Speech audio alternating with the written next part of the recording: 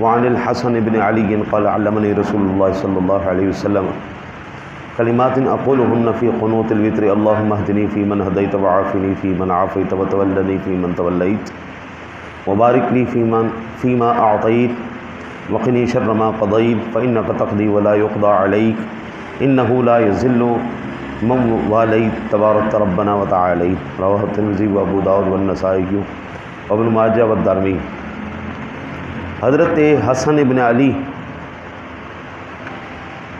رضی اللہ تعالی عنہما فرماتے ہیں کہ مجھے رسول اللہ صلی اللہ علیہ وسلم نے چند کلمات سکھائے جنہیں میں نماز وتر کی قنوت میں پڑھوں، اور وہ الفاظ یہ ہیں: اے اللہ مجھے ان میں ہدایت دے،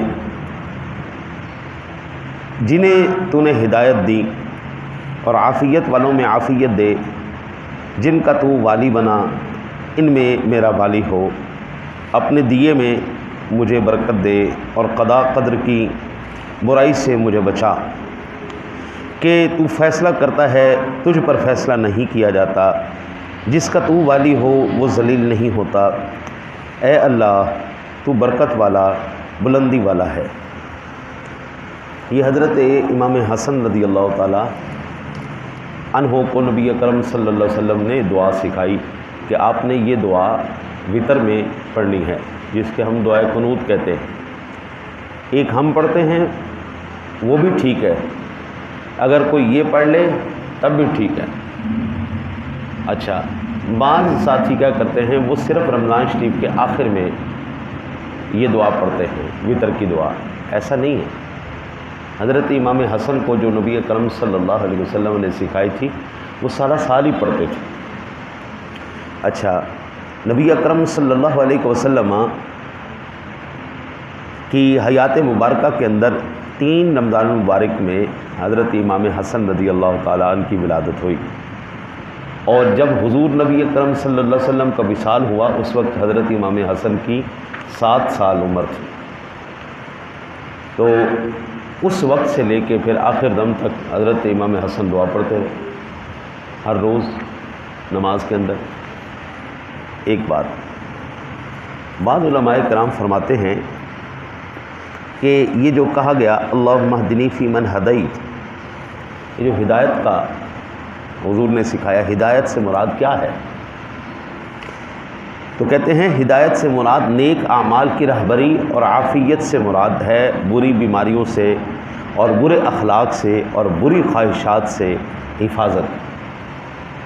ہدایت کیا ہے؟ اللہ تعالیٰ آپ کو توفیق دے دے نیک عمل کرنے کی، اور اللہ وحدہ لا شریک رہبری اور عافیت سے مراد بری بیماریوں سے اور برے اخلاق سے اللہ تعالیٰ محفوظ رکھے، بری خواہشات سے اللہ حفاظت میں رکھے۔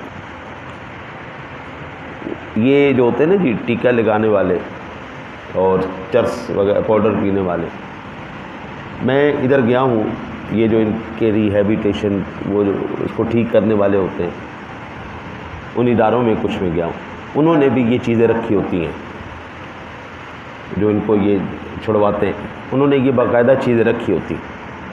میں نے ان سے سوال کیا کہ آپ تو ان کو چھڑوانے والے اور از خود آپ ان کو دے رہے، یہ کون سے چھڑوانا ہوا؟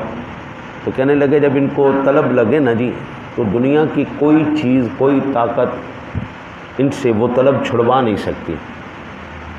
ہم پھر حکمت عملی کے تحت کچھ کم کر کے پھر ان کی یہ عادت کو چھڑواتے ہیں۔ بری خواہش ایک ایسی بلا ہے جی، ایک دفعہ دماغ میں آ گئی کہ اس دکان سے چوری کرنی ہے، تو بس اب کرنی ہے، جو مرضی ہو جائے۔ پتہ بھی ہے کہ اگر پکڑے گئے تو گرفتار ہو جائیں گے، سزا ہو جائے گی، قتل کرنا ہے، یہ دماغ میں ایک دفعہ بیٹھ گیا نا جی، تو بس بیٹھ گیا۔ اب یہ کسی کا نقصان کرنا ہے نا جی، تو دماغ میں آ گیا، بس اب کرنا ہے جی، چاہے غلط ہے چاہے صحیح ہے۔ تو حضرت امام حسن کو اللہ کے حبیب نے سکھایا کہ یہ بھی دعا کرنی، اللہ بری خواہشات سے بھی، برے اخلاق سے بھی۔ اللہ اکبر، اللہ اکبر۔ اخلاق ایک ایسی چیز ہے جی، کہ اور یہ اخلاق اور اللہ تعالیٰ کا احسان جس بندے کے اندر آ جائے نا جی، یہ صرف اس حد تک نہیں، پھر اس کے ارد گرد جتنا بھی ماحول ہوتا ہے اللہ اس سے معطر کر دیتا ہے، سبحان اللہ، خوشبودار کر دیتا اللہ، یہ اس کا احسان ہوتا ہے۔ پھر ولایت سے مراد کیا ہے؟ وہ کہتے ہیں کہ اپنی امن میں لے لینا اور ہمیں الحمدللہ نفس شیطان کے حوالے نہ کر دینا۔ اب یہاں سے آپ اندازہ فرمائیے، جس بندے کے خواہشات، ارادے، اعمال کے اوپر اللہ کا فضل ہو جائے اور وہ اس کو قابو میں کر لے، سبحان اللہ نہیں قبلہ، اعمال بھی اللہ نے اپنے اس نے کرم میں لے لیے، اخلاق بھی کرم میں لے لیے، افعال بھی کرم میں لے لیے، خواہشات بھی کرم میں لے لی۔ میں کہتا ہوں سبحان اللہ، اسی دنیا کے اندر جنتی شخص زمین پر چل پھر رہا ہے۔ دعا کرتے ہیں اللہ تعالیٰ اپنے حبیب کا صدقہ، جس طرح حضور نے یہ دعا حضرت حسن ابن علی رضی اللہ تعالیٰ عنہما کو سکھائی، اللہ ان کے صدقے اس کی برکتیں ہمیں بھی نصیب فرمائے۔